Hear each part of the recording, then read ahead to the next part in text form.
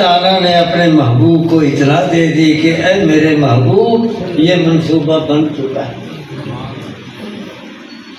قربانی ابو بکر صدیق رضی اللہ تعالیٰ عنہ کی بھی، عمر فاروق کی بھی، ایک ایک صحابی نے آپ پر جان نثار بنے اور جان قربان کرنے کے لیے تیار اور کی قربانی، لیکن اس موقع پر حضرت علی کی قربانی نہیں دیکھی۔ اب جو سویا ہوا ہے اس کی جان محفوظ نہیں، دشمن حملہ کر کے قتل کرنا چاہتے ہیں، لیکن نبی صلی اللہ علیہ وسلم نے حضرت علی کو بلایا، امانتیں سپرد کی اور یہ کہا کہ میرے بستر پر سو جاؤ۔ اب یہ بستر یہ آرام کا بستر نہیں، یہ قربانی والا بستر ہے، قتل والا بستر ہے، تو اس کے اوپر سو جا۔ حضرت علی رضی اللہ تعالیٰ عنہ سو گئے، حضرت علی رضی اللہ تعالیٰ عنہ سو گئے۔ پتہ ہے کہ مجھے کیوں سلایا جا رہا ہے، پتہ ہے کہ مجھے کن حالات میں سلایا جا رہا ہے، دشمنوں کا کیا منصوبہ ہے، وہ کیا کرنا چاہتے ہیں، سب کچھ پتہ ہے، لیکن حضرت علی رضی اللہ تعالیٰ عنہ نے اپنی جان محبوب کی خاطر قربان کرنے کے لیے تیار ہو کہ محبوب کی جان بچ جائے، میری جان جاتی ہے تو جائے سو۔ اب یہ جناب احتیاط پھر قتل کرنے والوں نے یہ کی کہ کہیں ایسا نہ ہو کہ رات کو ان کو اندازہ ہو جائے، پتہ چل جائے اور راتوں رات ہی نکل جائے۔ تو انہوں نے کچھ قتل کرنے کے لیے کھڑے کر دیے اور کچھ راستے پر لائن بنا کر کھڑی کر دی جہاں سے نکلنے کی جگہ تھی کہ اگر یہ نکلنے لگیں گے تو وہ پکڑ لیں گے، لیکن اللہ کی شان کہ نبی علیہ السلام وہاں سے حضرت علی کو سلا کر چلتے ہیں، ادھر بھی کافر کھڑے ہیں، ادھر بھی کافر کھڑے ہیں، تلواریں ہاتھ میں ہیں، درمیان سے گزر رہے ہیں، اور آپ نے تھوڑی سی مٹی لی، ادھر بھی پھینک دی، ادھر بھی پھینک دی، ان کی آنکھوں میں مٹی چلی گئی، آنکھیں ملتے رہ گئے، نبی پاک کسی کو نظر نہیں آئے، درمیان سے گزر گئے۔ حفاظت کس نے کی؟ اللہ۔ ابو بکر صدیق رضی اللہ تعالیٰ عنہ، حضرت عمر فاروق، حضرت نبی کریم صلی اللہ علیہ وسلم، بکر صدیق جا رہے ہیں۔ عجیب منظر ہے، کبھی ابو بکر صدیق رضی اللہ تعالیٰ پیچھے چل رہے ہوتے ہیں تو دوڑ کر آگے آ جاتے ہیں، پھر آگے چلتے چلتے کچھ فاصلے کے بعد پھر پیچھے آ جاتے ہیں، پھر کبھی دائیں آ جاتے ہیں، کبھی بائیں آ جاتے ہیں۔ نبی صلی اللہ علیہ وسلم نے جو یہ دیکھا تو پوچھ لیا کہ ابو بکر یہ کیا کر رہے ہیں، یہ کیا کر رہے ہیں؟ محب کا جواب بھی سنے، عاشق کا جواب بھی سنی۔ فرماتے حضرت میں پیچھے چل رہا ہوتا ہوں، دل میں خیال آتا ہے کہ وہ بکر تو پیچھے چل رہا ہے، پیچھے چل رہا ہے، ہو سکتا ہے کہ سامنے سے چھپا دشمن وہ سامنے سے حملہ کر دے، تو پیچھے ہوگا تو تیرے محبوب پر بار چل جائے گا، اس کا داؤ چل جائے گا، یا یہ خیال آتا ہے میں دوڑ کر آگے ہو جاتا ہوں۔ پھر آگے چلتے چلتے چلتے پھر خیال آ جاتا ہے وہ بکر تو پیچھے آگے چل رہا ہے، ہو سکتا ہے کہ دشمن پیچھے سے آ کر حملہ کر دے، جب یہ خیال آتا ہے تو وہ دوڑ کر پیچھے آ جاتا ہے۔ اس عاشقانہ انداز سے یہ سفر غار میں گئے، لمبا قصہ ہے، جب غار میں کس انداز سے گئے، کس کیفیت سے گئے، بتانا میں یہ چاہتا ہوں نبی سام بھی غار میں، ابو بکر صدیق رضی اللہ تعالیٰ بھی غار۔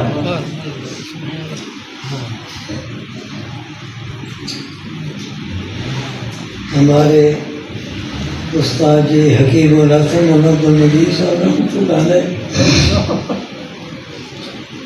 حج کے لیے تشریف لے گئے اور کراچی کے قاری نسیم الدین صاحب رحمۃ اللہ علیہ وہ بھی ساتھ تھے۔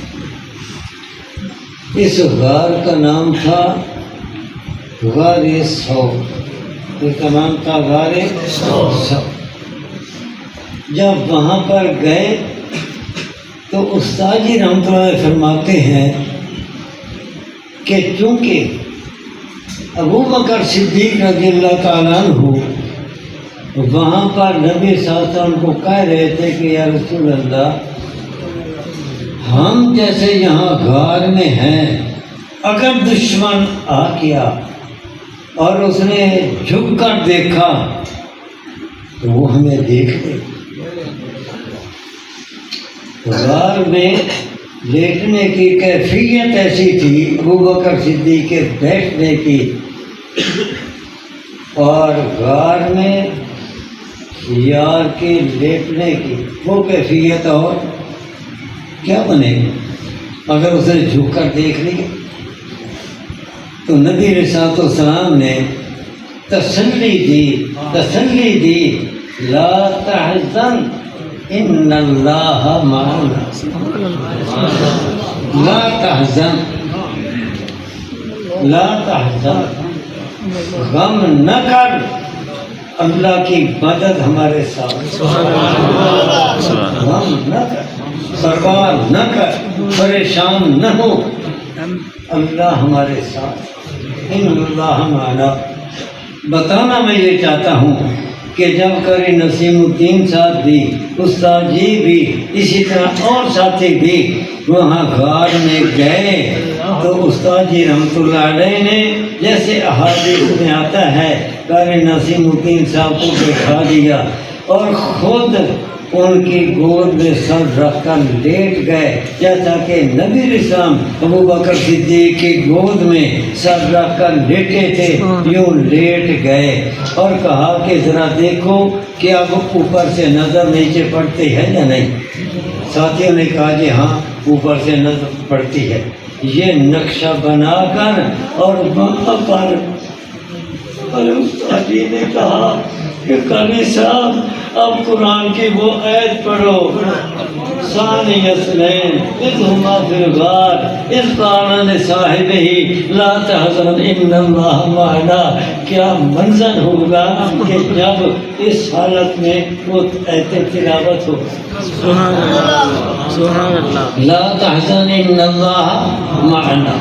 اب اللہ نے حفاظت کیسے کی؟ واقعہ یہی ہے کہ دشمن تلاش کرتے کرتے کرتے اس غار پر آئے لیکن انہوں نے دور سے ہی دیکھا کہ غار کے منہ کے اوپر ایک مکڑی نے تالا بنا ہوا ہے، جیسے یہ مکڑی بنا لیتی ہے نا جالا، اس طرح جالا بنا ہوا ہے۔ دور سے ہی کھڑے ہو کر کہنے لگے کہ اگر اس میں وہ اترتے تو یہ جو اترنے کی جگہ ہے یہ جالا ٹوٹ جاتا، لیکن یہ جالا جو نہیں ٹوٹا اس غار میں گئے۔ تو اللہ نے ایک مکڑی کے ذریعے سے حفاظت کرا، ایک مکڑی کے ذریعے حفاظت کرا۔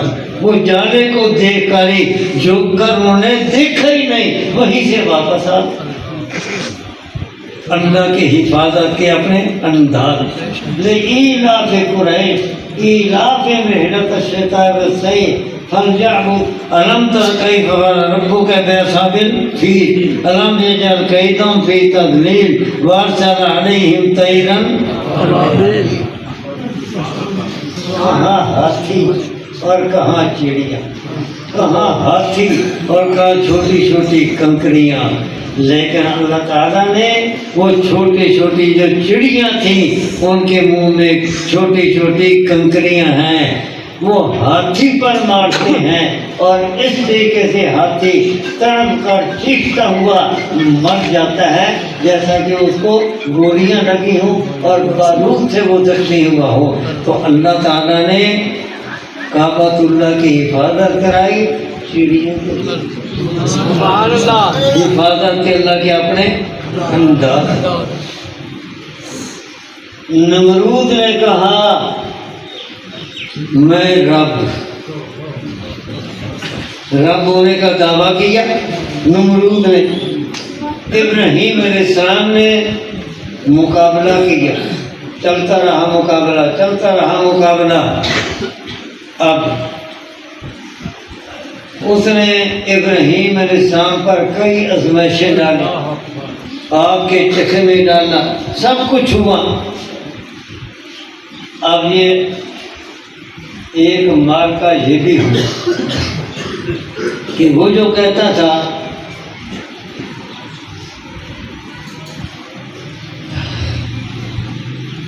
کہ میں رب ہوں، تو اللہ تعالیٰ نے کیا کیا؟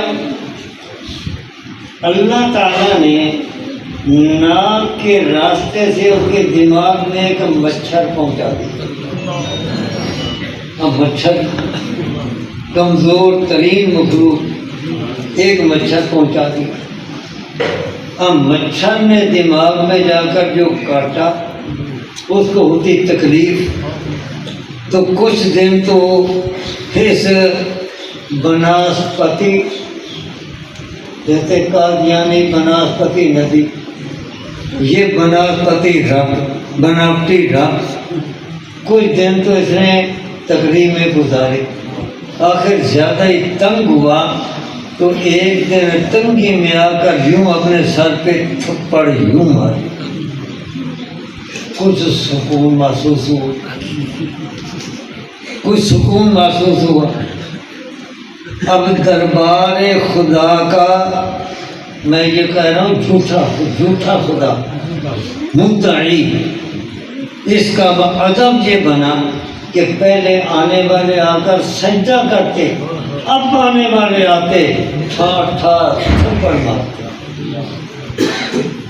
جو آیا سر میں تھپڑ، لیکن مچھر وہ بھی اللہ کا پڑھایا ہوا تھا۔ اب وہ مچھر بھی ایسا کہ اب تھپڑوں کا اس کے اوپر اثر نہیں ہوتا، اس کے اپنے تھپڑ بھی بے اثر ہو گئے، اس کے مارنے والوں کے تھپڑ بھی بے اثر ہو گئے۔ تو اس نے ایک دن پھر تھپڑ کی بجائے جوتا اٹھایا اور وہ اپنے سر میں مارا، سکون۔ اب ادب یہ مقرر ہوا کہ جو آئے وہ جوتا لے کر آئے اور اس کے سر میں مارا۔ حفاظت کرنے والا کون؟ تو اللہ نے مچھر سے اس کا علاج کرا۔ نوح علیہ السلام کو حکم ہوا وَأَسْرِنِ الْفُلْكَ بِأَعْيُنِنَا، اے نوح ہماری نگرانی میں کشتی بنا، اس کشتی میں سوار کر اپنے ماننے والوں کو سوار کر۔ اب کشتی بنا رہے ہیں، قوم مذاق اڑاتی ہے۔ اس دعویٰ تو تھا کہ میں نبی ہوں، اب کہاں سے تم بڑیے بن گئے؟ اب کشتی بنانے کا کام، کشتی بنا رہے، وہ آپ کی نبوت کہاں گئی؟ آپ تو نبی تھے، اب بڑیے بنے ہوئے ہو، کشتی بنا رہے ہو۔ اللہ کو حکم تھا وہ کشتی بناتے رہے، بن گئی۔ جب بن گئی اب ہوا کیا کہ قوم نے لیٹرین کے طور پر اس کشتی کو استعمال کرنا شروع کر دی۔ بے حیا قوم تھی، کوئی شرم حیا نہیں، ایک دوسرے سے بھی کئی اکٹھے جا کر بیٹھ جاتے، مرد بھی عورتیں بھی اس طریقے سے۔ تو انہوں نے گندک سے کشتی کو بھر دیا۔ جب کشتی کو بھر دیا، اب اگلی بات سنیے، حفاظت کرنے والا کون؟ اللہ تعالیٰ نے اس قوم کے اندر خارش کی بیماری یہ ڈال، اور سارے جناب خارشی بنے ہوئے، بدن چھیل رہے ہیں، خارش ہے، ہر کوئی پریشان ہے۔ تو ایک گیا لیٹرین کرنے اور اس کا پاؤں جو پھسلا اس میں گر گیا، بدن لت پت ہو گیا، اور جب باہر نکلا خارش ٹھیک، خارش ٹھیک، لوگ سارے پریشان تھے، مرد بھی عورتیں بھی۔ اس نے جا کر بتایا کہ میری خارش تو ٹھیک ہو گئی۔ کیسے ٹھیک ہوئی؟ جی وہاں گر گیا تھا اور میرے بدن پر ہمارا وہی اپنا ہی گند وہ لگا اور خارش ٹھیک ہو گئی۔ اب وہ خارش سے تنگ تھے، اب جاتے اور وہاں جا کر وہی گندگی اٹھا اٹھا کر اپنے بدن پر ملتے اور خارش ٹھیک ہو جاتی۔ لیکن خارش کیا ٹھیک ہوتی؟ یہ کشتی کی صفائی اللہ کرا، اللہ کشتی کی صفائی کرا، حتیٰ کہ وہ گندگی ختم ہو گئی، لیکن خارشی ابھی بھی بچے ہوئے۔ اب یہ اپنی چمکیاں لے جاتے، چھریاں لے جاتے، اور جو اندر شگافوں میں کہیں سوراخوں میں پھنسی ہوئی ہوتی غلاظت ہے اس کو کوریت کر نکال کر پھر جناب اس کو اپنے بدن کے اوپر ملتے۔ جب یہ بھی ختم ہو گئی، خارشی ابھی بھی باقی ہیں، اب کیا ہوتا؟ اب جاتے پانی لے جاتے اور پانی سے کشتی کو دھوتے، دھو کر وہ جو دھومن کا پانی ہوتا اس سے پھر وہ غسل کرتے، اس سے غسل کرتے، ان کی خارش ٹھیک ہو جاتی۔ تو اللہ نے کشتی کو بھرایا بھی انہی سے، دھلوایا بھی انہی سے۔ حفاظت کرنے والا کون؟ بات لمبی ہو گئی، تو قرآن کریم کی حفاظت کرنے والا کون؟ اللہ۔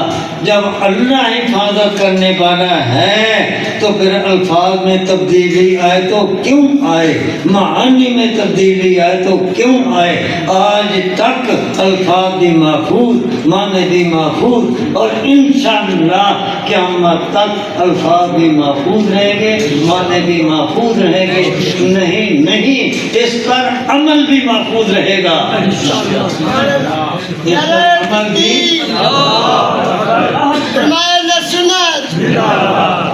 یہ ٹھیک ہے کہ عمل کرنے والے کبھی زیادہ، لیکن اور کبھی عمل کرنے والے تھوڑے، لیکن خواہ تھوڑے ہی صحیح، لیکن اصل الفاظ بھی محفوظ، اصل معانی بھی محفوظ، اور قرآن کریم کے مطابق اصل عمل بھی محفوظ، اور قیامت تک محفوظ رہے گا۔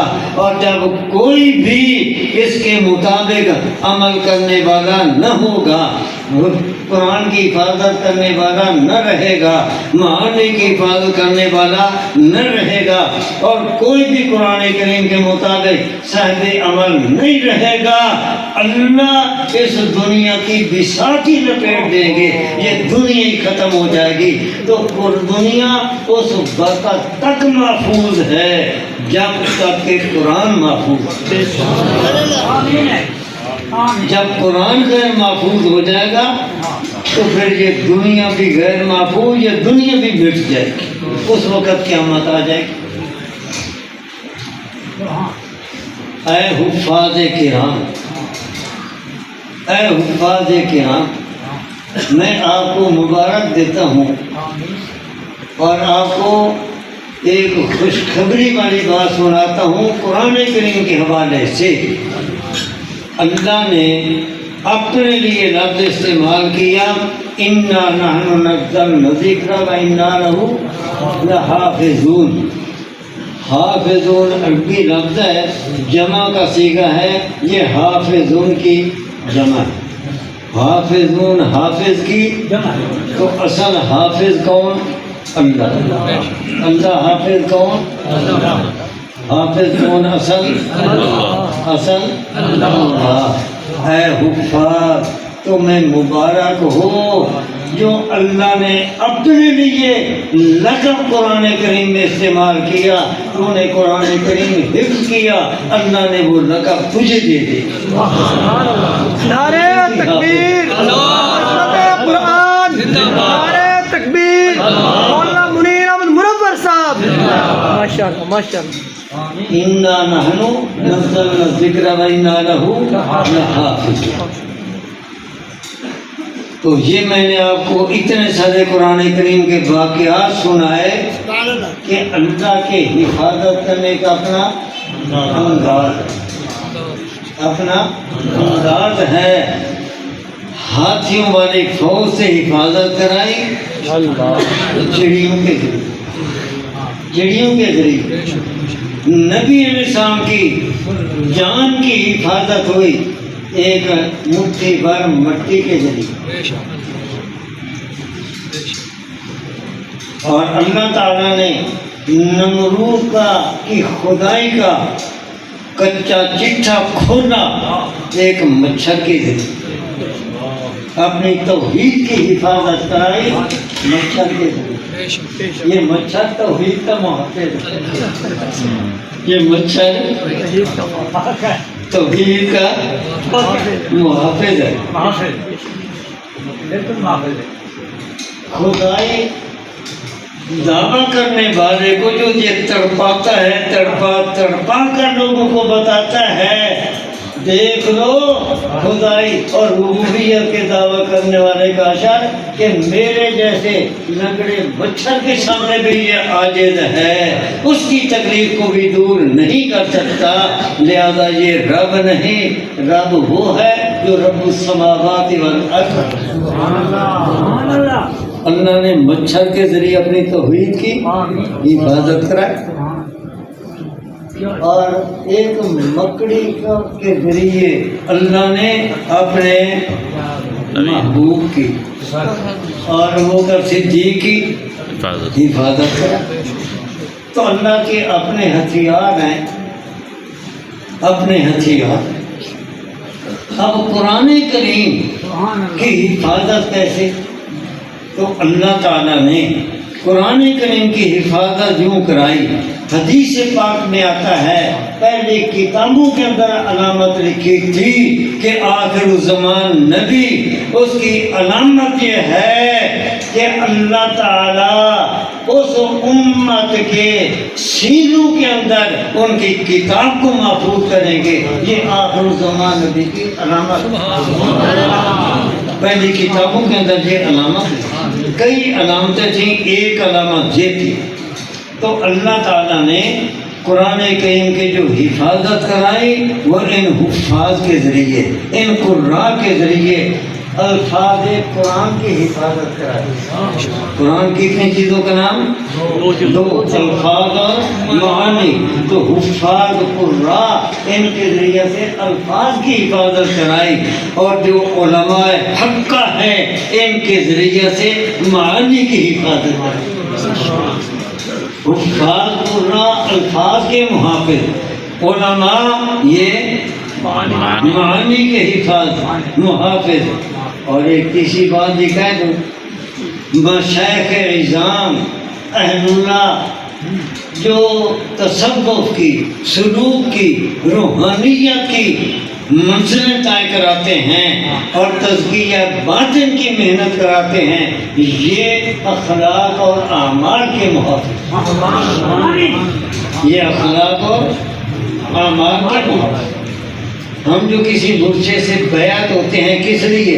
دم درود کرانے کے لیے، تویز لینے کے لیے نہیں، اس لیے بیعت ہوتے ہیں، اس لیے اس کے زیر نگرانی آتے ہیں، اپنا ہاتھ اس کے ہاتھ میں دے دیتے ہیں، اس کا دامن پکڑتے ہیں کہ وہ ذکر اذکار کا طریقہ بتائیں گے، یہ اس کے مطابق ذکر اذکار کریں گے، باطن پاک ہوگا، اور جب باطن پاک ہوگا ظاہر بھی پاک ہو جائے گا،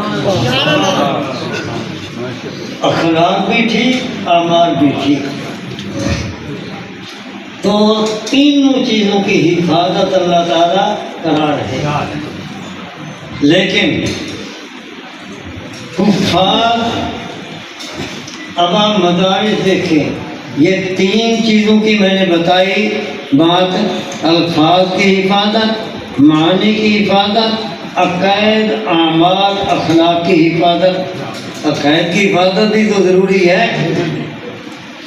تو علماء معنی کی حفاظت بھی کر رہے ہیں، عقائد کی حفاظت بھی کر رہے ہیں، اور ہمارے مشائخ یہ محافظ تھے اعمال اخلاق کے، اعمال اخلاق کے محافظ تھے.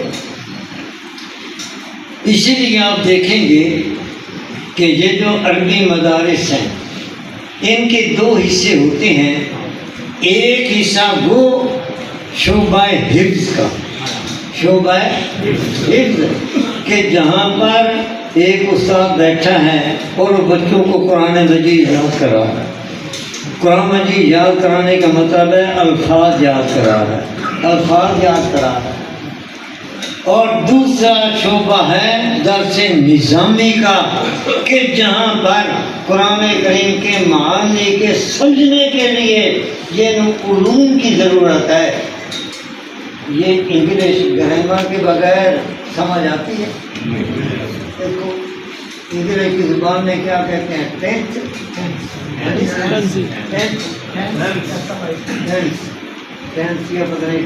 ٹینس.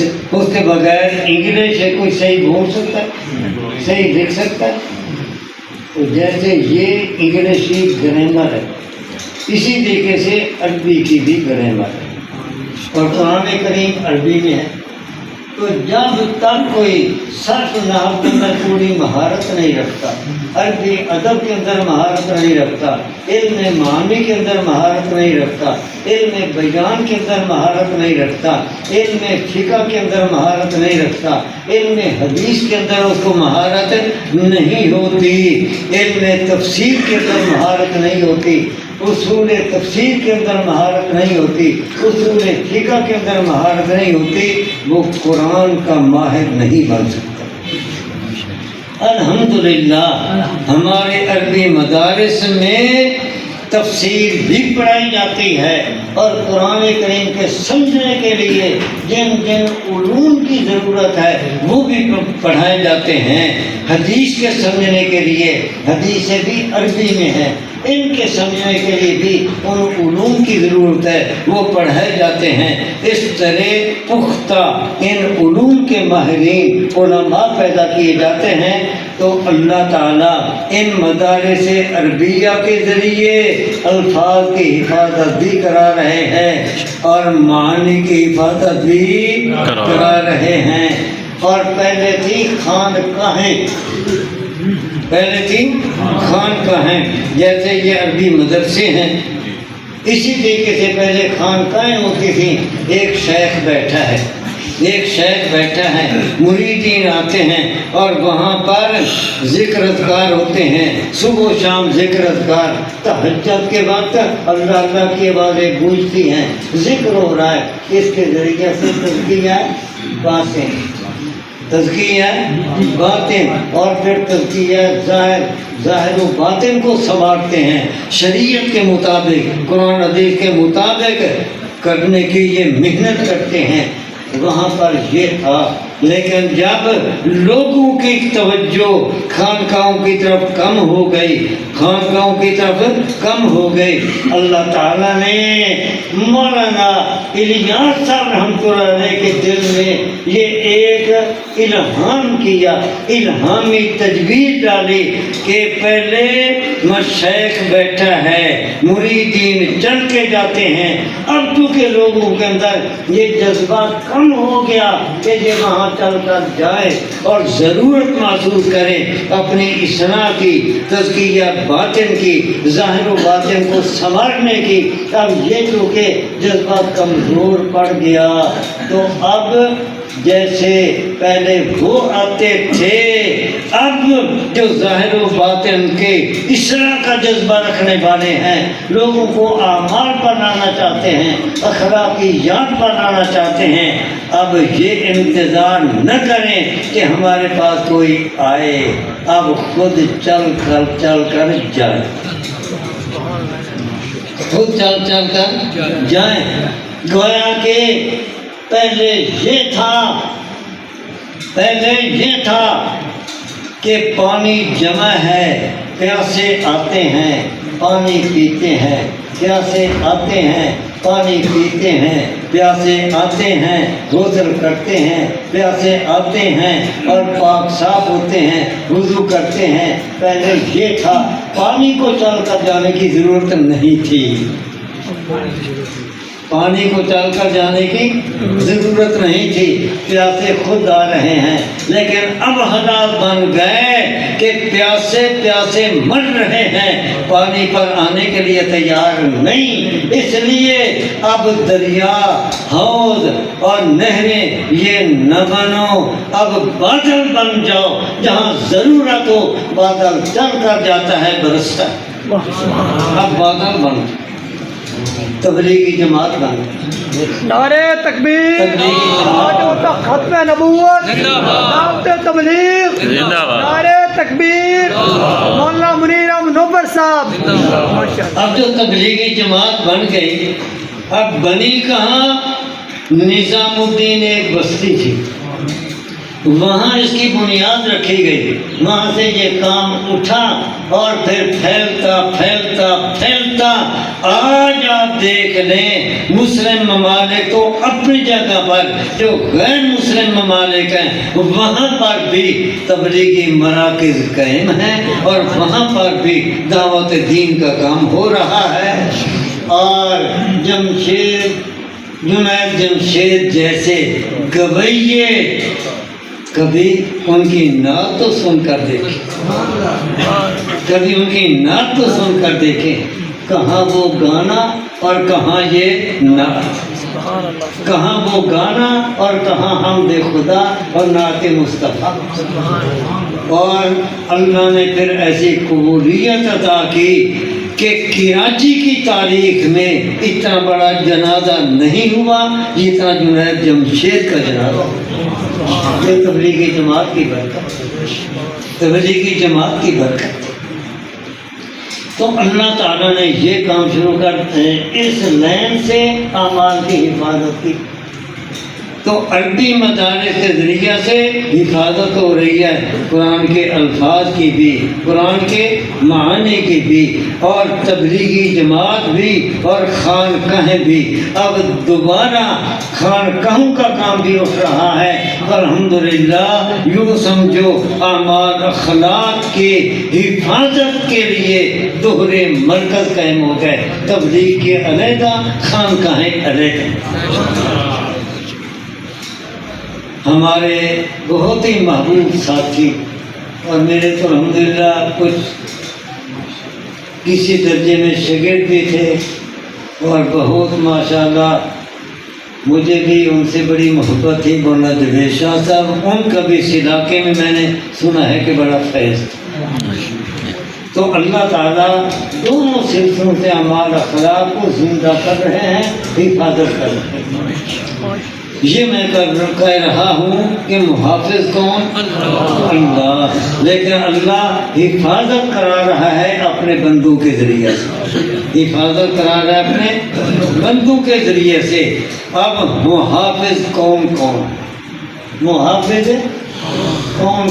ہیں، کن کن کو ہم شمار کر سکتے ہیں یہ محافظ ہیں، اور جب قیامت والے دن محافظین قرآن کی لائنیں لگے گی، اللہ اجر و ثواب عطا کریں گے، اور پھر محمدی جھنڈے کے نیچے ان کو جمع کر کے جنت کی طرف اللہ تعالیٰ ان کو روانہ کریں گے۔ وہ محافظین کون؟ تو یاد رکھنا، صحابہ کرام، نبی اسلام، پہلے محافظ کون؟ نبی السلام، پھر صحابہ کرام، پھر تابعین، پھر تبع تابعین، ہر زمانے کے یہ محافظین. لیکن وہ محافظین رہے کون کون؟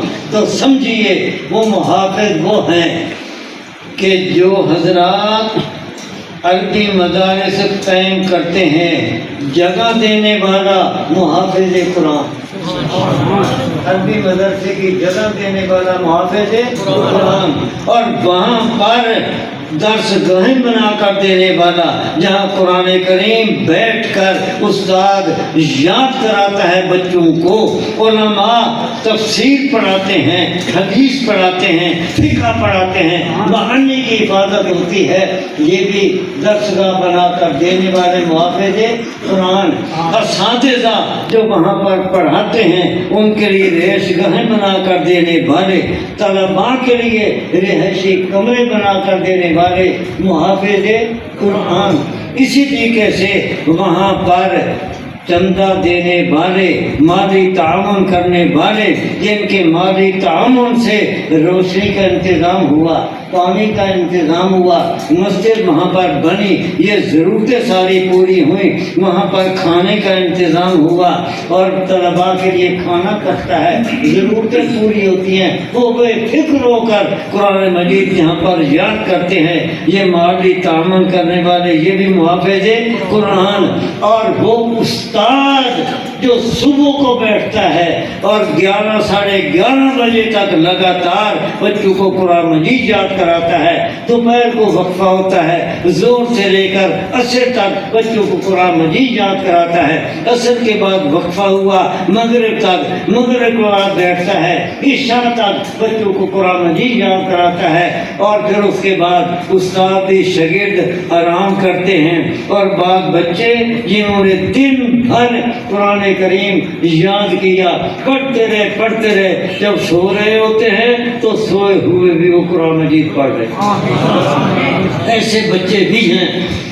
تو یہ بھی محافظ قرآن، محافظ قرآن. اسی طریقے سے رمضان شریف آ گیا اور پھر ہر مسجد کے اندر ہر سال قرآن مجید تراویح کے اندر سنایا جاتا ہے، تراویح کے اندر پڑھا جاتا ہے. تو میں کہتا ہوں کہ حافظ پڑھنے والا، ایک پیچھے لقمہ دینے والا، کم از کم 2 حافظ تو ہوتے ہیں، ایک سننے والا، سنانے والا، ایک لقمہ دینے والا. یہ تقریباً لاکھوں حفاظ ہوتے ہیں جو سناتے ہیں. اور صرف پاکستان میں نہیں، پاکستان میں بھی، ہندوستان میں بھی، سعودیہ میں بھی، اسلامی ممالک میں بھی، حتیٰ کہ امریکہ، برطانیہ میں بھی، وہاں پر بھی مساجد ہیں، وہاں پر بھی تراویح میں سنایا جاتا ہے. تو یہ کروڑوں لوگ اور حفاظ، سننے سنانے والے، یہ سارے محافظ قرآن. اللہ ان کے ذریعے سے قرآن کریم کی حفاظت کرا رہا ہے. جب اتنے اللہ تعالیٰ نے محافظین مقرر کر دیے تو کوئی تبدیلی کرے گا تو کیسے کرے گا؟